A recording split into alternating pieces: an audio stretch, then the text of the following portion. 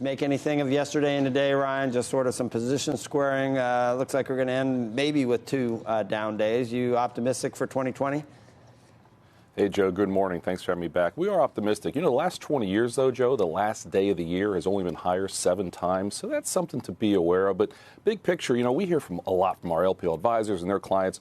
We're up 30% this year, total return. That's got to be bearish next year. One thing that I really want to hammer home is that's not the case, right? That's only happened 12 times since 1950. The next year has been higher 15% on average. We've only had a recession twice. So a good year, you're not going to have probably another 30% gain next year, but continued solid gains and avoid a recession is our base case here at LPL Research. We think this bull market still continues to go in 2020. What did you say? We're not going to have what? We're not going to have 20%? We're not going to have 30%? You're sure?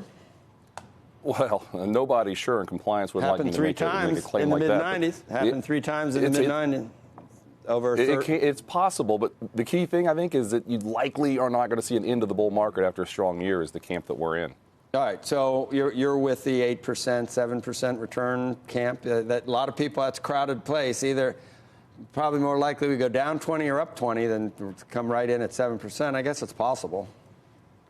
No, you're right. It is possible when it comes down to, like some of the other guests said before I came on, U.S.-China trade. If we get some positive news there, hey, we could see an extension. And one thing, really, another thing I want to mention before we end the last show of the year here for Squawk Box, it's important to note how bad the 2000s were. Stocks were negative, the 2000s, 250% corrections. Well, last time we saw a decade like that was the 30s. The 40s, 50s, and 60s, stocks continue to do well. I know there are some pullbacks in the middle of it, but we had a great decade, this decade. And I know you argue when decades start and end. Nonetheless, there's still reason to think after how bad the 2000s were, this thing could still continue to go in our view.